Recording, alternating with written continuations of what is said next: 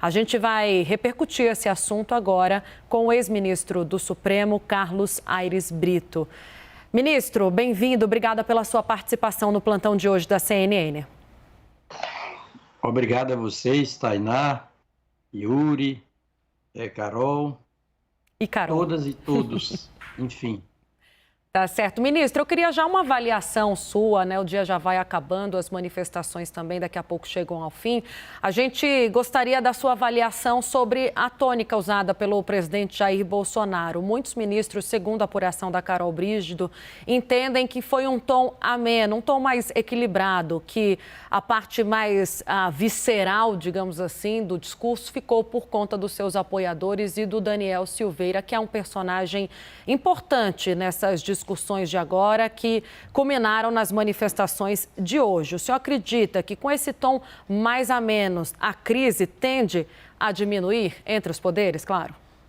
Sim, é sempre o tom respeitoso das referências de um poder a outro, de uma autoridade de um poder para a autoridade de outro poder.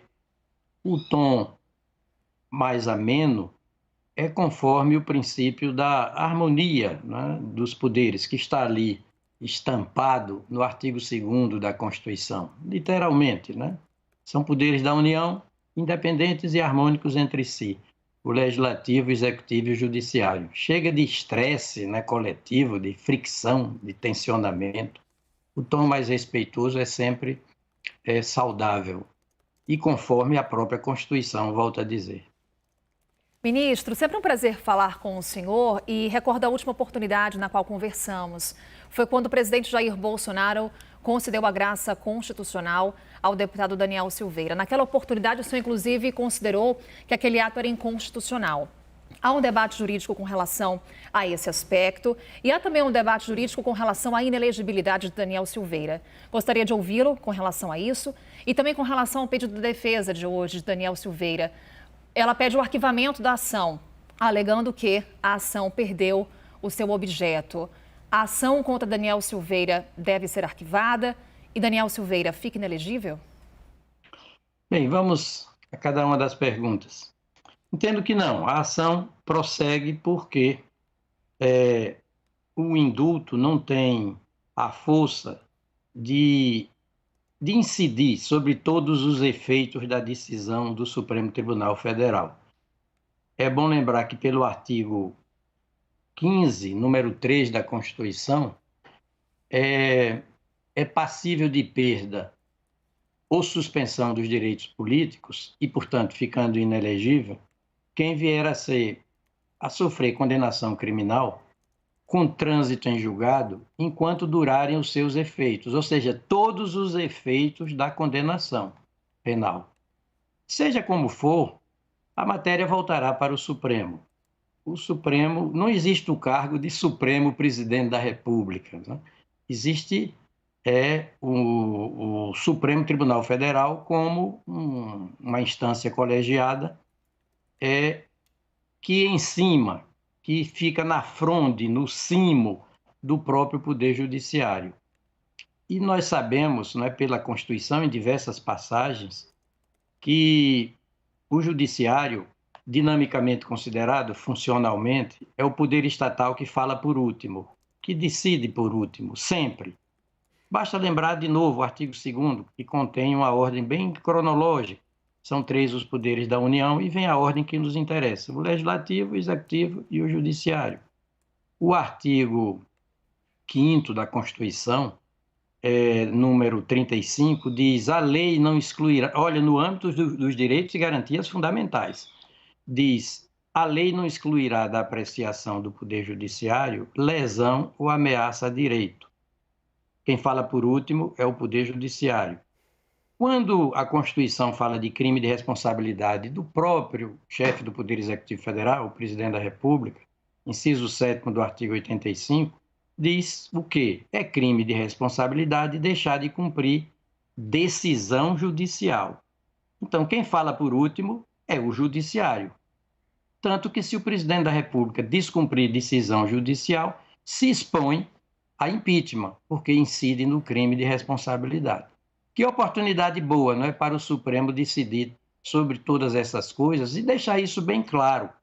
E o Supremo é o guardião da Constituição maior, o guardião mor, porque está dito isso no artigo 102 da Constituição, cabeça, também semanticamente, literalmente. Ministro, quem vai participar da entrevista é a Carol Brígido, que fala direto de Brasília e tem pergunta. Carol. Olá, ministro. Alegria ver o senhor aqui neste domingo na CNN.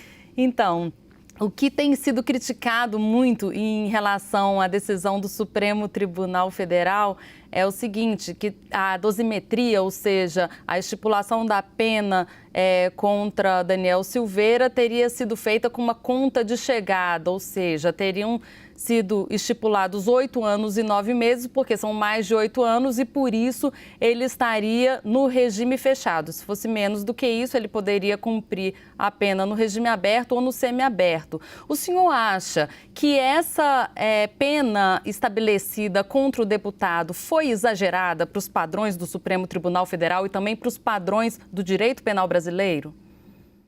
Pelo que eu li e entendi, não. Seja como for, a matéria pode ser impugnada por embargos, por exemplo. É passível desse recurso interno, interna corporis, chamado embargos de declaração notadamente. O crime de Daniel, que ele cometeu, segundo o Supremo, foi da máxima gravidade, porque ele, segundo o Supremo, ele tentou abolir, usando de violência e grave ameaça, o próprio regime democrático, a própria democracia, né? E tentando impedir o livre funcionamento dele próprio, Supremo Tribunal Federal, por extensão do Poder Judiciário. Se formos para o artigo 85, número 2 da Constituição, vou citar mais uma vez, não é crime de responsabilidade. Se o presidente da República fizesse isso, é crime de responsabilidade atentar contra o livre funcionamento do Poder Legislativo, do Poder Judiciário, do Ministério Público, dos poderes constitucionais dos estados. E por que o crime dele foi da máxima gravidade, Carol e todos e todas que nos ouvem? Porque a democracia, isso é incontroverso, é o princípio dos princípios da Constituição. É o princípio continente de que todos os outros princípios são conteúdos, princípios. Por exemplo, república, federação, separação dos poderes, Ministério Público, Forças Armadas, livre iniciativa, liberdade de imprensa, tudo é conteúdo do princípio continente da democracia. A democracia só é radical, virtuosamente radical, numa coisa. Ela é intransigente, virtuosamente intransigente, numa coisa. Ela é intolerante, a democracia, virtuosamente intolerante numa coisa, numa única. Não admite alternativa. Porque a alternativa à democracia é ditadura, é autocracia. Por exemplo, o deputado Daniel Silveira somente goza de imunidade parlamentar porque o regime é democrático, porque não há democracia em eleições populares. Há parlamentares eleitos diretamente pelo povo. A própria imunidade parlamentar pressupõe a permanência do regime democrático. Ninguém tem imunidade parlamentar para atentar contra o regime democrático. Porque se tivesse, a democracia estaria se prometendo ao túmulo. Ela estaria assumindo um compromisso com seus próprios funerais. E a democracia não pode se permitir o harakiri, o suicídio.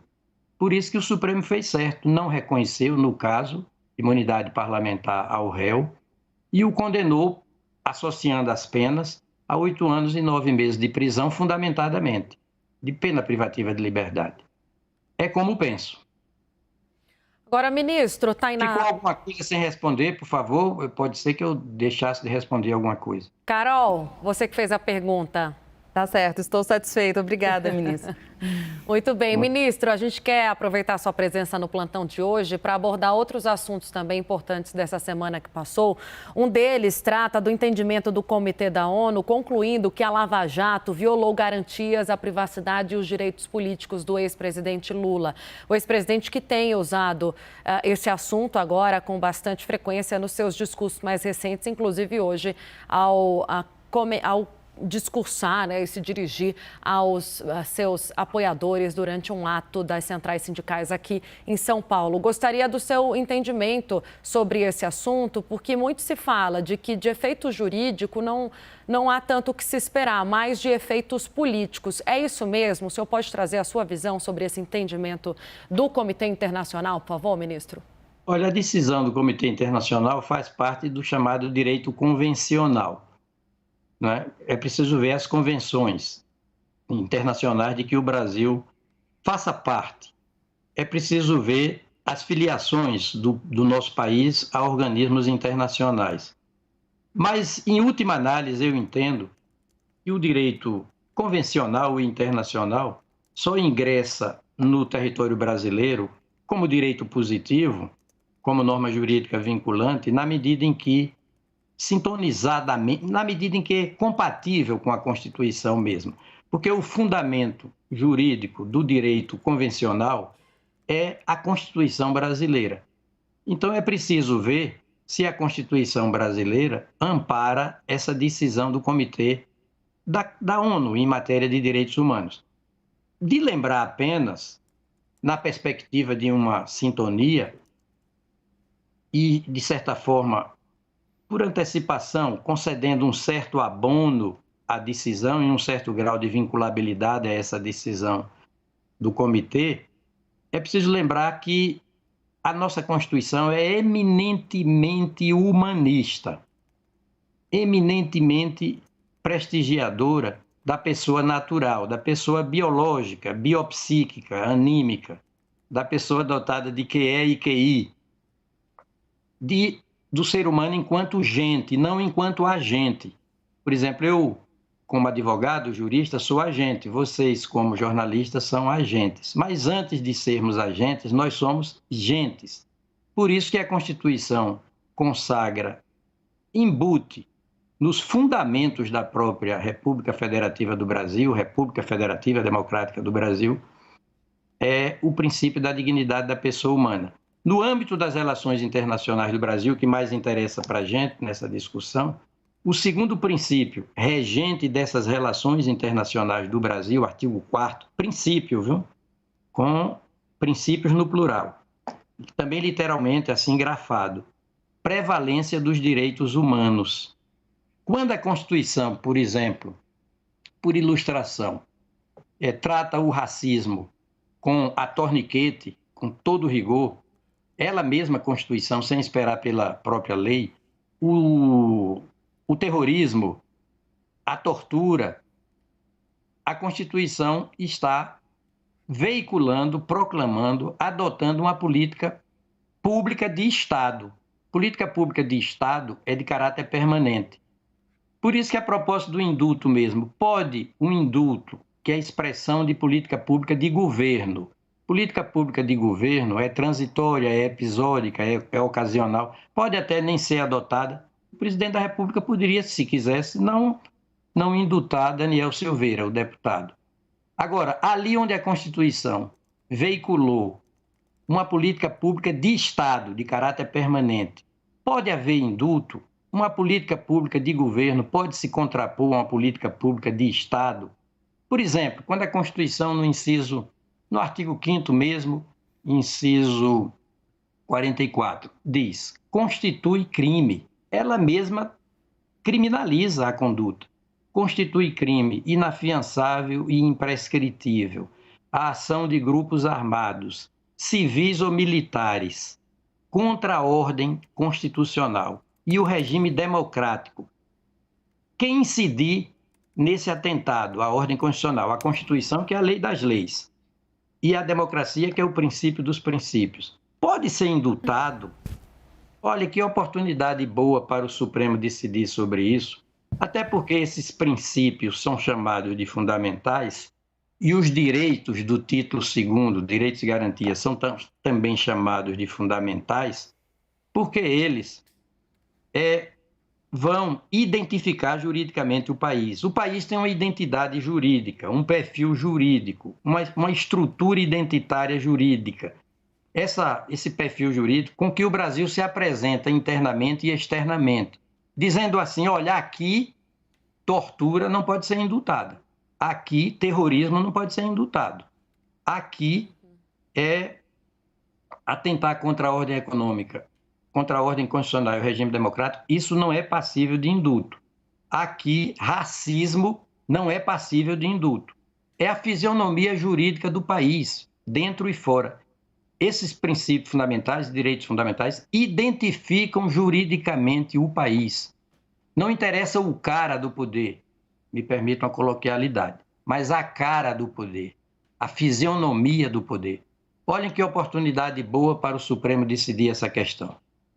Ministro Carlos Aires Brito, mais uma vez, muito obrigada por estar conosco aqui na CNN. É sempre um prazer lhe ouvir.